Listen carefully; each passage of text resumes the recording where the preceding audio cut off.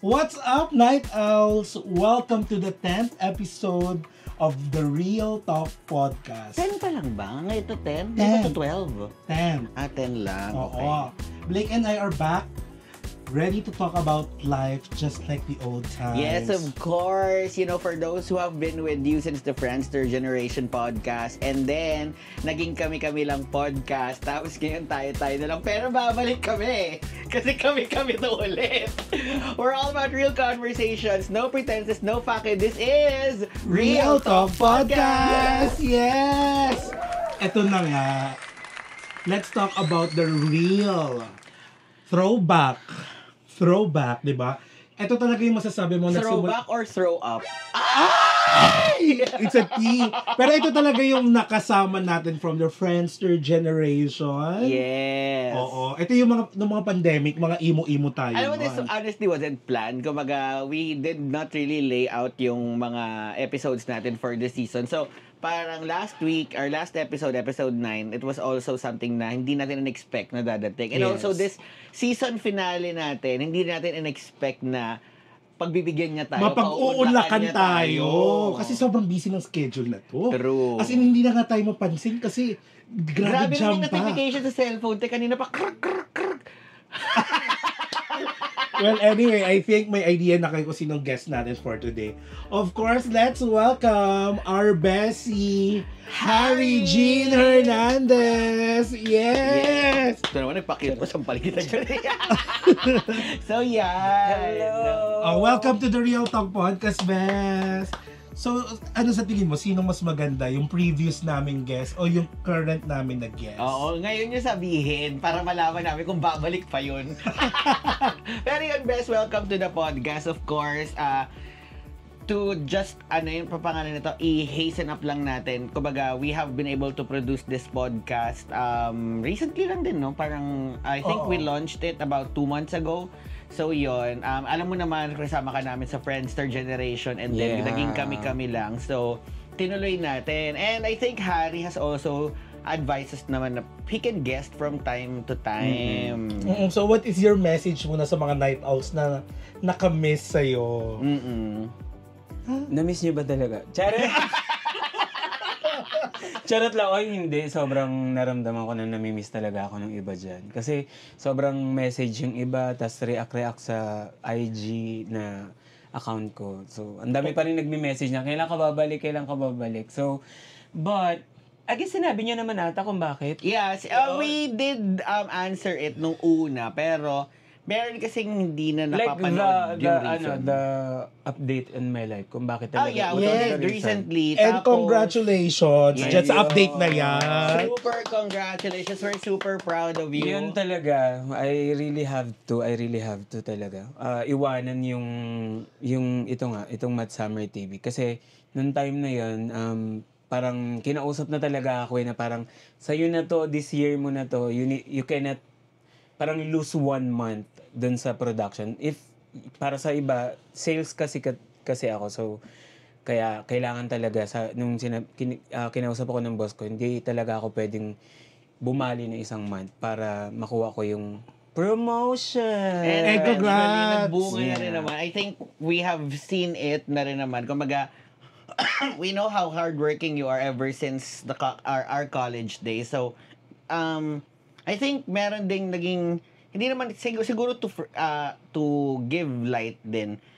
Nung we were in college, 'di ba? Parang naging din sa atin na parang you were doing something na part-time. Yes. While we were doing something na yung may responsibility siya sa atin. So, Pang-organization. Yun. So, hindi naman pala, hindi pala siya first time na Hindi. nag-adapt Yeah. na, It's priorities. Actually, nasabi ko nga talaga to no, before natin i-continue no, na wala masyadong nagtatagal na show ngayon for 5 years. Yeah. Pero yung Mad Summer TV, in fairness, pa 5 years. Sa true. Tumagal tayo ng ganito. So, sabi ko talaga, kung kailangan mag-focus doon sa ating bread and butter, yung main source of your income, mas i-priority yun.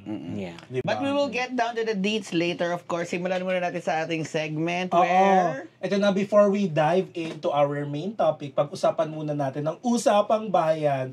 Let's talk about whatever is happening in this world from our FYP to yours. No more beating around the bush. This is Sa True Lang! Okay, sunod na lindol. Nagsimula ito sa Cebu, pumunta ng Davao. Actually, meron pang mga paglindol dito rin sa Luzon. yeah. Naramdaman siya sa Zambales. Actually, kahit sa Baguio. Quezon, medyo naramdaman eh. Yes. Sa Baguio. Sa inyo ba sa Mindoro? Kamusta doon? Parang wala namang akong ano. Kasi malalaman ko agad yan, medyo may mga tita akong OA doon. So, malalaman ko agad yan na doon sa family GC namin. Ako lumindol, ganun. Pero wala naman sila. Wala Oo. naman silang Pero naramdaman. ngayon, kaya natin ito pag-uusapan, ano yung epekto ng mga sunod-sunod na lindol sa iba't ibang parte ng Pilipinas? Lalo't-lalo Yeah. na nandito tayo sa NCR. NCR. Kasi laging matagal na to pinaghahandaan na sa mga opisina, sa mga private man or public, na magkakameron daw ng the big one. You were sharing earlier yung Yeah. yung feeling mo every weekend. Oo, hindi last Monday nung pumasok ako sa sa trabaho. Actually, sinabi ko to dun sa katrabaho ko, na sabi ko, alam mo, hindi ako at peace last weekend kasi parang I needed to make myself busy all day. Like, alam niyo yan, nagdodota ako, like straight 6 hours, kailangan ko magdota or mag-computer games just to forget yung issue about lindol. Kasi once na nakatingin ako sa Kisame, grabe yung anxiety level. Like, Yeah. parang feeling ko, umiibo ng konti na yung isip ko, parang napapagod na kakaisip, ano yung mga dapat kong gawin? Magko-cover duck ba talaga? O kailangan mo nang immediately lumabas sa ganitong building kasi medyo mataas din naman ng konti. In your case nga, di ba, parang hindi mo kasi alam ko ano eh. First floor ka, sa'yo ang bagsak. Pag nasa taas ka, babagsak ka. Exactly. So parang ang hirap nung sa case. In our cases din, kumaga may anxiety ka, where do I go? Actually, nag-check na ako ng evacuation centers within Quezon City. There are only 2 na allotted na malapit, which is in UP, and the other is veteran. So sabi ko, it's quite far from our, plus dito yung area namin is medyo, alam mo namang light materials, kumaga ilang sunog na yung naganap dito. So, yeah, I get your feeling. How about you, Matt?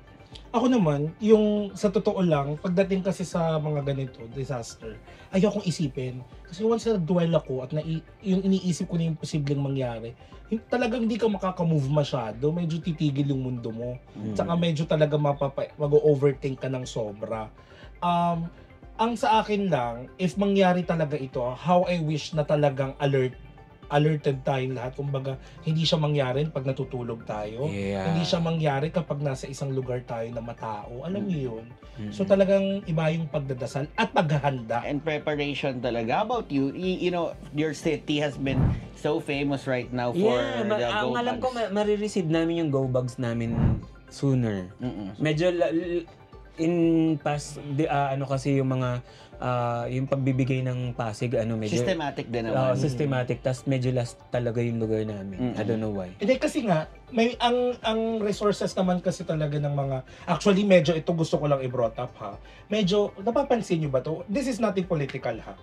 Pero ang lakas na ngayon ng kapit ng mga tao at kanilang pagtutok sa mga local governments. Yeah. Before, hindi yan ang nakikita ng tao. Lagi silang nakaasa dun sa itaas.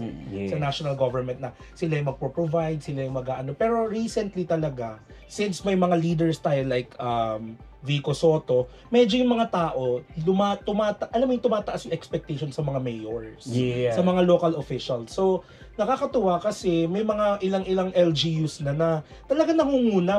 Sila pa yung nauunang makaisip ng mga ganito. Yeah. Meron ng go bags, which is yung go bags po, nandun yung parang first aid kit, parang yung parang makaka-survive ka, at least immediately aftermath the Pero lindol. ito lang ha, siguro ang message ko lang dito. I mean, there's a lot of fuss regarding these go bags. Ako, it dawned on me na parang, during the pandemic, no one saw the pandemic coming. Kumaga, naging binilisan naman in fairness ng mga, well, in our cases, Pasig and Quezon City, yung mabilis yung pag-distribute ng mga Kaya lang, hindi mo kasi talaga lahat minsan maasahan kasi, kumaga, may mga priorities pa rin such as yung senior citizens, front lines. Ako, personally, I prepared my own go bag. Yun yung gusto kong sabihin, na parang, guys, medyo mahirap magsisihan kasi ngayon bakit hindi sapat ang mga bagay-bagay. Pero if you have 1,000 nga, sabi nga ni Mayor Vico, di ba, na-procure niya yung gamit na yun for less than 1,000 pesos. If you have the capacity to buy your first aid kit now, And some of the things na nandun sa go bag, mag-procure ka na ng Yeah. sarili mo. Yes. If afford mo. Yeah. Unahin natin yung mga kababayan nating marginalized. Yeah. Yung mga nasa, I think yung mga nasa talagang mga mahihirap, senior citizens. Eh, siguro benefit of the doubt din, I guess medyo yung iba talagang nabagalan sa rollout. Pero ako, ang case ko lang dun is, kumaga, I will prepare on my own and at the same time Expect. keep an eye doon kasi I think at the very least everyone should have a go bag. Yeah. Pero yun nga siguro at this juncture, regardless if it is the government or from the government or prepared mo, be prepared pa rin kasi hindi natin talaga kumbaga if in the event, knock on wood, that it happens, hindi mo naman pwedeng sisihin na yung gobyerno nun eh. Kumbaga, Exactly. kaya ikaw dapat din mismo Ready be ka. responsible din. Well, anyway, iba yung pag-iingat sa ating mga kababayan at yung mga nakatutok dito, it's better to be prepared than sorry. Mm-mm. 'Di ba? Parang sa totoo lang, katulad ng pandemic, yung mga first weeks noon, you're on your own. Yeah. Kasi even our national and local governments have no idea kung paano susolusyonan yung COVID, 'di ba? Pero laban lang Pinas. Pero ito lang ha, before we end this, sa tingin niyo ba kailangan maialay na tayo? Ako feeling ko yung guest natin last week simulan na. Yun na. Kung napapanood ba niya to simulan na. True. Promise. Pero may dapat daw tayong ialay para tumigil na yung mga palindol-lindol. I mean, okay na kung sisimulan natin sa guest natin last week at kung napapanood man niya Ito to. kayang ialay natin. Ay, No. Wag muna sis, wag muna sis. Wag Medyo muna, sis. aalayan siya tonight. Anyway, what is our topic for anong kanta ulit? Ito na Yes, guys. so ito na. This episode For is the first entitled, time. Where You At? But the Homecoming. Homecoming. Of course, sabi nga namin, Harry will always have a space. Yung message din ni Matt, we won't put light on the specifics, pero isa yun sa mga naging message ni Matt na we won't you'll always have a space dito sa channel namin. And surely naman, I think, naritin yun. But of course, we will talk about more on reconnecting. Yes, So, of again. course. Yeah. So now, our first topic is, totoo nga ba ang kasabihan, minsan hindi naman nag-away, minsan hindi away yung nagiging sanhe, pero nagkakameron tayo ng drift. Drift really happens even if walang away na nangyayari. Ito nga napag-usapan namin, Harry, last time, totoo ba yung parang college friends are temporary friends? Kasi friend na friend kayo ngayon, pero after ng college, wala na kayong connection. No?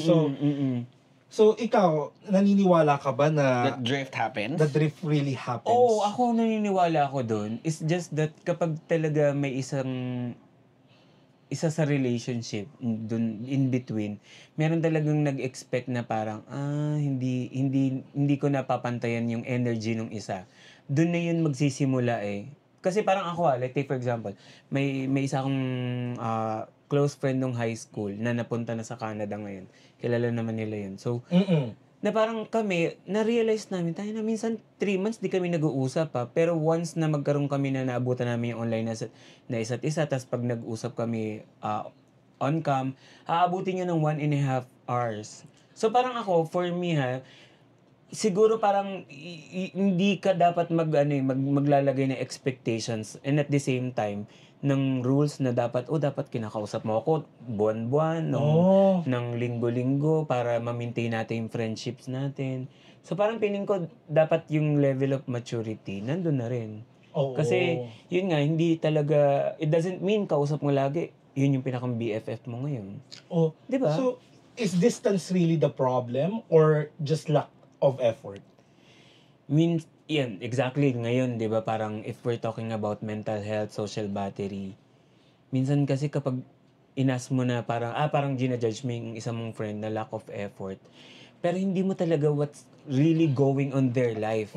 Like, may part of their life talaga na parang kahit sino siguro, baka kahit pinakang close niyang kamag-anak, hindi niya na rin kinakausap for the moment kasi may ganito siyang pinagdadaanan. And sometimes people right now, like parang ayaw din nila ma-judge somehow. Minsan na parang, di ba, minsan pag magsabi ka ng sarili mo sa loobin, nandun din yung fear mo na baka sabihin, ang babaw or whatsoever. So, hindi mo na lang sometimes ini-explain yung side mo. But siguro ang pinakamahalaga lang talaga ngayon is to show to your friends na anytime you're just a call away, na you can talk to me or whatsoever. Question. When our drift happened, were you still our one call away? Definitely masabi ko hindi. Kasi Okay. nung time na yon talagang I don't know, bahay, office, tsaka ang feeling ko na lang talaga is badminton yung kaya kong i-exert na effort sa life ko. Na parang alam to ng kapatid ko na parang araw-araw talaga kung walang magyayaya or walang mag-ano, talaga nandun lang ako sa bahay. Tas at the same time, tinanong ko na rin sarili ko na parang medyo antisocial na ako. Antisocial na ako in a sense, nandun na talaga yung pressure from the corporate job. Ito may tanong ako sa iyo, Blake, ha? Kasi ako ngayon, parang, ito nakikita ko kasi yung parang level of our participation now eh. Kaya minsan, sabi, pag hindi ka masyado nangangamusta, lack of effort. Pero now, nasa stage kasi ako ng buhay ko na wala akong time mangamusta isa-isa eh. Yes. Actually, sa totoo lang, kayo-kayo lang talaga ang nakakasama ko eh.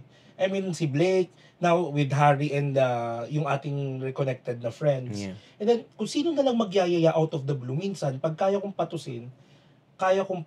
Ikaw, Blake, do you think na if hindi nangangamusta sa'yo yung friend mo na nako-connect mo siya as a lack of effort or nagdi-drift away siya from you? Not really. Siguro lang it was different with Harry eh. Siguro kasi, I mean, Araw-araw tayo kasi halos nag-uusap oo, nun eh. Yeah. siguro best, okay lang naman, pinag-uusapan naman natin. Siguro yung hurt ko when the drift happened was, parang, sabi ko, hindi ba ako naging open kay Harry na mag-receive ng, kumbaga, alam ko kasi struggles mo personally, kumbaga, na pag-share natin, there were instances before na, kumbaga, we know, kumbaga, lalo tayo.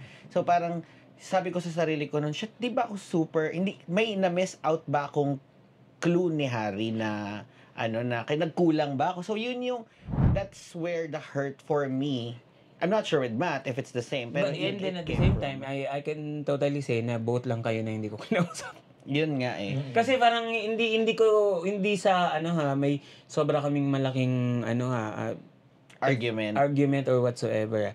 Siguro parang feeling ko lang talaga ng time na yon, the pressure nung binigay sa akin ng boss ko. And at the same time, pressure to myself na tapos nung time na parang nakikita ko na yung hindi kayo guys ha, yung life ko sa channel as another Work na time siya. consuming, tapos Totoo naman. somehow I realized may activities kami na wala na pala akong time, naging time sa sarili ko, papasok na pala uli ako ng Monday. Actually. Hindi ko yun na-share sa kanila na parang guys, medyo parang lumalayo na ako sa self ko na magkaroon ng time. Tas I'm not blaming naman the channel na kailangan namin mag-shoot or whatsoever. It's just that siguro at some point hindi ko na din kinaya. So yun naman talaga. Iba't iba yung take natin sa situations natin in our life na 'di ba? May time din naman na si Blake naghahaya to. So, of course, dumadaan talaga yung friendship namin na 'di ba ng time din na yun, hindi rin naman tayo nagkakausap halos. Oo. Well, si Blake is nakahaya to sa Davao. So, nung time din na yun na parang pinaramdam namin kay Blake na pag bumalik ka, babalik ka. Which is, yun din naman yung naramdaman ko dito sa channel na parang hinintay din nila talaga yung time na pwede na rin talaga ako mag-guest kasi hindi rin naman ako kinulit nung dalawa na parang, uy, mag-guest ka na, hinahanap ka na. Nagmumukha na kaming may ginawang masama sa'yo. Okay, sige, let me just talk about that. Siguro, best, number one kong takot nun is ma-reject ako. Na parang mag-invite kami. Kasi it did happen. Kumaga, we tried naman to meet with you. Pero it didn't happen. So parang sabi ko, ayoko na. Honestly, sinabi ko yun. Ayoko na. Sabi ko, nag-reach out na ako, tama na yun. Parang ganun yung na-feel ko. Siguro, parang ganito yung sa akin eh. Ayoko lang ma-feel mode, but hindi mo nga nasabi sa amin. I just don't want, kasi kayo naman parang pinaka-close ko na talaga in life na tropa. So parang sabi ko, ayoko lang ma-feel mo if ever na hindi kami open to hearing you out kung may pinagdadaan ka. Siguro, naging choice mo. Pero just let us know na hindi ko muna sabihin sa inyo. Para lang I know where I stand. Lalo na ako makulit ako eh. So parang, siguro doon ako na-confuse na. Hindi. Ako naiintindihan ko si Blake. Alam mo bakit? Nung time na yon, sinabi ko to doon sa isa naming babaitang friend, the only babaitang friend that we have. Na legit. Sinabi ko talaga, si Blake yung makaka-feel nung ibang level nung rejection. I mean, not rejection, but I guess, yung parang ayaw ko munang kausapin yung dalawa, tas ayaw ko munang ma-involve sa channel nung time na yun. So, dahil nga, sobrang iba yung pressure na binigay sa akin nung time na yun about my upcoming promotion nga. So, parang nung time na yun, alam ko na si Blake talaga yung, yung makakaramdam ng mas ma-hurt. Kasi I know Blake, and then at the same time, parang chinos ko na lang talaga, at the end of the day, chinos ko na lang talaga na wala naman akong gagawin. Like, hindi ko naman nag-post na parang medyo hindi naman ako nagsabi ng masama dun sa dalawa at the same time. So, at the same time, yung mga nagsasabi sa akin, kailan ka balik ng channel? So, sinasabi ko naman yung totoo na hindi ko pa kaya, ganun, babalik ako at some point. Pag-ready ka na. Pag-ready na ako. So, ang siguro, I guess, shortcoming ko na din na hindi ko talaga in-explain kay Blake na I don't want to hear from you guys for the next couple of months. months. Pero siguro, sige, to put a closure dito, parang siguro lang, friend, I'm sorry as well kung feeling ko, kung ako yung na-hurt, kasi alam ko naman aware ka dun.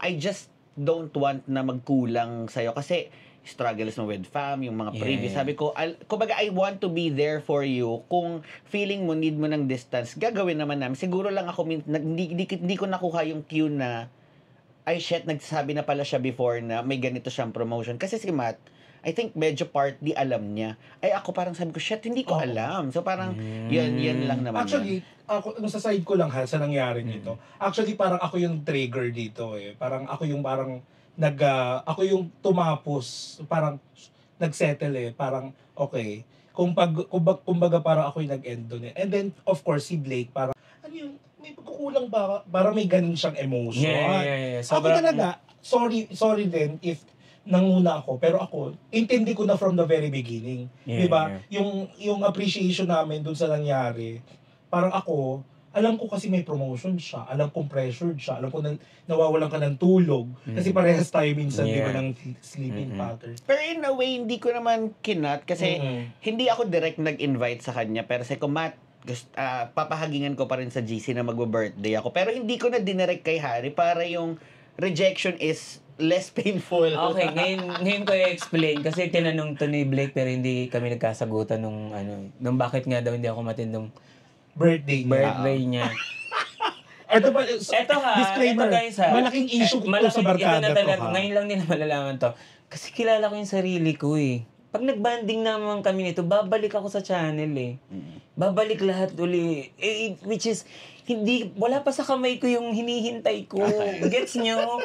Tangina, isang inuman lang session namin nito, isang pagkikita lang namin nito, isang usapang kabaklaan, isang usapang tangina, balik uli. Ay, sorry, actually, first meet up nga namin, after ng birthday ko, massage agad eh. Exactly. So, hindi ako sumama noon. Uy, ikaw nga. Parang ikaw yung nag-book. Parang ikaw yung nag-book nun. Okay. So, pero alam nyo guys, yun talaga, that's the reason kung bakit sabi ko talaga kay ENC, hindi ako pupunta. At the same time, mayroon akong, para papunta ko ng Taiwan, di ba? Yeah. Malapit na papunta ako ng Taiwan. So sinabi ko, tangina, pag pumunta talaga ako dyan, wala, balik na naman ako dyan. Tapos baka, yun lang talaga. Tinignan ko lang talaga yung bigger picture. Kailangan ko lang makuha yung aking... Pero ito yung parang, di ba nga pinagsasasabi mo na yan. Pero ako, Harry hindi naman sa gusto ko maging emotional. Pero may mga nagtatanong kasi sa akin, kuwari family ko, bakit nung pumunta si Blake sa bahay namin, asa si Harry? Tapos yung isang kong kapatid, ay naku, nag-away sila, di sila nag-uusap. May nag-a-assume na yung mga tao sa paligid namin, ba't nawawala si Harry? Pero alam mo, sa totoo lang, ako talaga, ang sa akin, bigyan ko ng space si bakla. I mean, hindi naman ako natatakot mag-first step. Yeah. Pero sabi ko lang talaga, hayaan mo siya. Kasi sa totoo lang, Pero bigyan natin ng I mean, yung mga audience natin na mag-comment din kung ano talaga. Kasi ako I don't know if you guys think na yung what I did is, kasi feeling ko kung pinilit ko yung sarili ko na makipag-communicate pa rin sa inyo and makipagkita pa rin despite na parang nahihirapan ako sa schedule ng channel. Sasabog tayo, te. Well, totoo din naman. Mapupunta tayo sa situation Mas na magulo. may mabibitawan na tayong masasakit na salita. Yeah. And I don't know if it's kind of a maturity from our side na hindi na rin natin pinilit na, hindi nyo na rin ako pinilit na parang, ba't hindi ka pa makabalik sa channel, hinahanap ka, or whatsoever. Talagang binigyan nila ako ng peace na hindi na ako guluhin, but at the same time, ako din, parang since medyo feeling ko awkward pa, hindi na muna rin talaga ako, and at the same time, may kailangan pa akong abutin. Yeah. or Actually, ang whatsoever. daming naghahanap sa'yo, even nga yung mga mommies. even yung mga taga-onesie. In fairness naman sa kanila, grabe yung may nag-PPM talaga. So parang ako din, hirap na akong mag-explain. Yeah. Anyway, dahil nga ngayon, nagka-Merteng Reconnect, our next subtopic is the art of reconnecting. Kasi where you are talaga, ibig sabihin pala niyan, reconnection. Yeah. So taking the first step. Siyempre, it takes courage and of course, a dose of awkwardness of reaching out again after months of not talking. Eto muna, first phase. Ang nagkita ang una, si Harry at ako. Yes. Sa reconnection ng isa naming friend. Ako, wala talaga akong i-sugarcoat dito. Medyo emotional talaga ako, nagkita kami ni Harry. Pero isang yakap lang naman, parang wala na. Okay na. Bonding all together na ulit kami. How Exactly. about you? It was awkward for me. Oh, yun. As in, like, we were having dinner, parang di ko kayang tumingin doon. Kasi parang, well, yun nga, alam naman natin nga, I was hurt. So parang sabi ko, parang ayoko kausapin yun. Kahit si Kemp nun eh. Actually, even nung nag-usap na kami ni Kemp after, nung nag-distance, sabi ko, actually, nakausap na kita. Sabi ko kay Harry, hindi ko pa alam paano pa punchline. But then, everything went as if nothing happened. Pero sabi ko nga, I still have to talk about this kasi sabi ko, well, yun nga, kumaga, I'm partially glad that the bond was still there. Pero kasi yung worry mo is, what if Hindi pa kasi natin talaga pinag-usapan ng time na yun. Okay. Parang what if nagbago kasi talaga eh. Parang yun yung kaba ko nun na, ay shit, pag ako na naman yung nauna, tapos nagbago pala talaga siya, ay puta. Pero ito, tanong sa ating tatlo dito sa subtopic na to. What does it take to actually reconnect after a long time? Does it take you to lower your pride or ego? Or kailangan mo ba ng dose of caffeine? So what does it Ako, take? for me, What does it take for you? Ako- Ikaw, totoo, binaba mo Oo, ba yung oo. ego mo? Ako talaga, kung tutuusin, like, inisip ko talaga yung 1 decade na friendship, na parang, Diyos ko, hindi naman kami nag-agawan ng jowa nito. Hindi pa. Ah. Charo, hindi pa naman. Hindi naman talaga. Possibility pa pala. Sabi nga ni Kev, Hindi naman di ganung ba? bigat. Hindi naman ako dinispal ko ng 100,000 itong baklang to. Yung mga ganong level. Didispaltuin pala. Yung mga ganong level of question na parang, bakit hindi ako makikipag-reconnect, ganon. But at the same time, of course, na may sa una nga talaga, may level of awkwardness na parang may naramdaman nga din ako na yun nga, dahil alam ko nasaktan siya na hindi ako naka-attend, so I have to clear the reason kung bakit. So, but at the same time, I think, yun nga, I guess nasagot ko naman na isang meeting lang, babalik na naman tayo. Pero wait, nabigla So, ako. eto na. Ano yun? Ay, ang tagal na nito, Bes, ha? Ha? Oo, matagal na yan, te. Yung last ano pa. Going back. Mamaya natin pag-usapan. Siya na naman. So, actually, totoo yun. Minsan, yung reconnection talaga, babalik pa rin siya dun sa foundation. Yeah. Di ba ikaw, what does it take you to reconnect? Ano yung kailangan mong gawin sa iyong sarili? Kailan mo ako kapag magkalayo kami niya, ay hindi ko kakausapin niya. Pero pag nandun na, syempre gagawin ko na. So parang initially ganun naman talaga. Yeah. Kailangan mo talaga ibaba yung pride mo. Parang you have to, for a conversation to happen, you really need to let the other person in the conversation as well eh. Which is, sabi ko, you have to let down your guard din. Kasi if the walls are up, parang bakit pa tayo nagkita-kita? So, Correct. partially I realized naman that In fairness, naramdaman ko yun. Alin? Yung wall. Yung binaba ni Blake na parang, kilala ko to, Hindi. magmamaldita to hanggang the end of the night. Pero, kinausap niya ako dahil, Oo. Wala na. Pero at least, di ba? hindi siguro sobrang strong din kasi nung foundation ng ano. Feeling pero, ko din, best. Parang, hindi naman kailangan talagang, Hoy, tsaka ilang beses kaya parang gusto ko mag-congratulate sa kanya graduate ng kapatid niya. Ay, hindi muna. Ay, Kasi- true. Hindi siya bumati Medyo, ng birthday ang ko. ginawa ko naman doon, mga actually, Heart totoo. lang. Sabi ko talaga, nung nagsasabi si Blake na, to si Harry, hindi man lang nag-see, hindi man lang nag-confirm or tawag dito, nag-regret dun sa birthday ko. Ako gusto ko siyang soplahin na, move on na tayo sa birthdays. sa birthday issue. Hindi, siguro, alam mo, I mean, pero, hindi. pero nag-gets ko rin nung nagpaliwanag si Blake sa akin. Yung na parang, birthday kasi malapit sa- naman kasi sa si Harry. Hindi Yung naman birthday to- kasi for us is something like, it's reflective of a bigger, Hindi lang siya like birthday na bumate. I think, hindi naman din tayo yung root cause kung bakit yun yung naging symbol ng putang yung birthday na yan. Yung bilat ka sa Taiwan. Okay, last subtopic natin, no. Let's not talk about our friendship, no. Let's talk about our other former friends, no. So, when is the best time to let go of them? Kasi not every friendship is forever. Wait, ay actually, nagulat ako sa'yo nun, parang when we were at the last, sabi ko may mga friends, may mga people doon na pumunta na, sabi ko, hindi ko in-expect na invite ni Harry. And then sabi mo, wala naman kasi, tsaka may pinag-uusapan kaming ganito. So, Oo, may mga nagulat ako nire-retain nun. kami. I think you know who I'm pertaining to. Kasi, I never thought, kasi parang there was this one event na, alam ko, iniiwasan mo pa siya noon. Yes. Okay, so parang nagulat ako, ba't andito to? Tapos, nag-reflect ako dun sa sinabi mo na, kasi may ano naman kami, may, kumbaga may pinag-uusapan Interest. kami. So, siguro, kung wala nga namang ginawang masama sa'yo, parang, why not retain? oo. Wala na, yeah. Ano naman, ano na ba yung ano? So, how do you know if a friendship is worth rekindling? Or, ito yung friendship na kailangan na magtapos? Ay, ako talaga, if one of your friend is not, giving you peace, let go. Hindi, ganito. I don't know, ito na nga, medyo 30 stuff na talaga yung mga pinag-uusapan, di ba? Like, siguro at this age, parang if you're giving me not peace talaga in my life, let go ka na. Yung parang, like, basta may mga, like, katulad yung isa na, di ba, yung isa nating friend na hindi ko in-invite dun sa promotion, gathering ko. Which is, sinabi ko, nag-post ako ng ganitong stand sa FB, tapos in-unfriend niya na ako. Alam mo, ipilit ko pa yung sarili ko sa kanya. Yeah. Siya yung nag-pull ng trigger ng unfriend. Yeah. Parang, sabi nga nila, parang true maturity is knowing when to hold on or when to, hindi Let man cut go. off.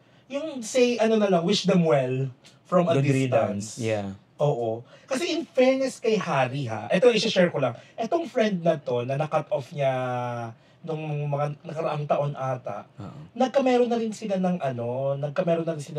nag-drift na rin sila before. Pero nung nawala yung father, nakiramay naman siya. And then nag-reconnect. Diba? Oo. Siguro, pag mag-let go ka. Ako, nakatingin kasi ako sa pinagsamahan natin talaga. So, parang minsan, you still give chances. Pero, person gets tired din. If Yes! parang consistently, sabi mo na, pag hindi niya binibigay yung peace, I don't think that's a one-time thing. Pag Yeah. consistently niya na-bother yung peace of mind mo, I guess, meron ka lang talagang limit eh. I mean, applause rather dun sa mga matataas ang pasensya. I mean, at 30s, I don't think may pasensya pa tayo sa mga ganyang bagay. That's true. And anyway, to end our topic now, our last reflection dun sa topic natin, which is friendship reconnection, 'di ba? So ano yung reflection nyo? I'll go first. Ang reflection ko dito talaga, yung buhay kasi talaga natin, hindi naman tayo magkakaklase, hindi tayo magkakapatid, na kahit anong mangyari, meron tayong parehong tinutungtungang platform na common ground, kumbaga. Meron tayong common ground eh. We move into different directions. Iba-iba talaga tayo ng tinatahak. Actually, magkakaiba talaga tayo ng field, magkakaiba talaga tayo ng mga pangarap sa buhay. So talagang hindi talaga tayo magsuswak all the time. I mean, kanina nga, nung inimbita po kasi namin si Harry for the second time, nung una talaga may valid reason siya. And then itong second, if hindi siya umattend, sinabi ko talaga kay Blake na, Carrie, hindi na kagaya dati. Pag hindi pupunta si Harry, ano ba yan siguro? Parang meron na talaga akong expectation sa ating lima, which is sa pag-usapan namin sa friendship. If hindi makakapunta, if hindi kaya, okay na yun. Yeah. Wag na tayong masyadong mag-hold on dun sa yung magtampo. Yeah. Oo. Ikaw, what's your reflection? Ako, reflection ko talaga ha, na dito sa nangyari sa atin is, I guess, sobrang valid na hindi talaga natin pinilit yung reconnection. At that time. Kasi feeling ko reconnecting to someone is sobrang easy lang kung wala kayo nasabing masasamang salita sa isa't isa. Hindi na kayo umabot sa sigawan, sa bastusang bagay-bagay. Gets nyo? So parang feeling ko naging easy itong ano na to dahil kinailangan nating, Breather. Breather, give space enough to your friend. Wag niyo, kasi ngayon, di ba, ang daming may mga advice ngayon, wag mong patulugin na paggalit kayo. Patulugin mo. Diba? Patulugin mo. Alam mo, actually, that's a good topic talaga nung Pag binugbog mo yan ang puyat yan, lalo kayo mag-aaway diba? yan. Magkakasakitan pa kayo True, yan. actually, yeah. So, sometimes talaga hindi kailangan ipilit yung mga bagay na parang pag-usapan nyo kasi parang hindi pa nga kaya ng mga emotions or nung mental state ng bawat isa. So, wag niyong ipilit minsan. Wag ipilit. Ikaw, ang Siguro reflection. ako magiging reflection ko is not an advice to our listeners but siguro sa atin. Siguro message and reflection ko na parang I know we're from different walks of life. We have different fields. Pero sabi ko, kahit si kay Kemp and kay Hensik, I can confidently say na siguro ngayon, kumbaga ako I've learned not to like dwell on my emotions too much. Pero just know na if ever kailangan nyo ng ride or die nyo ako. Parang yun naman yung guarantee ko sa inyo kasi kumbaga, I know yung yung may mga personal connection tayo with each other. Kahit naman si Hensi and si Kem. Yes, may bonding Sabi talaga. ko, parang ride or die tawagin nyo ako kasi always naman akong available. Pero I won't expect the same. But in the same manner, kumbaga alam kong at one point, meron tayong connection na hindi naman mabubuwag yun basta-basta. Yes. So siguro yun. So, the category is, mamaya is ride Or die. Babawi Anyway, always remember, thank you so much. Ito, always remember lang ha, that you can use this content, this podcast, as your white noise. Yeah. Habang naglalaba ka, habang nagwawalis ka, at habang may ginagawa kang milagro. Charot! Oh my God. Basta isama nyo na lang kami sa usapan nyo dyan. Okay. Thank Shit, you. na-miss ko tong outro. Gagawin natin Oh my yung God. outro. Kompleto yung outro ulit natin tonight. Okay, Oh sige. my God. Gitna ka, te. Ayaw Oh, pero pasalamatan, before tayo mag-outro, thank you so much, Harry. Yes, thank you Oh, very We much. appreciate Yeah. your time. At lalo na hindi na lang siya basta ngayon. Mabigatin na siya. Mabigat ang Ay, oras niya. grabe. Oo. Hindi. Medyo mahal yung talent fee ng Hindi. bawat minuto dito. Wag lang month end die. Dead mo talaga ako sa inyo. Napachoking Alam niyo kami, yan. te. Dati. Dati tabi-tabi lang ang bibili namin. Anyways, thank you very much for tuning in. So this is your Sugar Spice and sometimes nice. My name is Blake. And this is Harry. And this is your Kuya Matt. Bye! Thank you, Bess.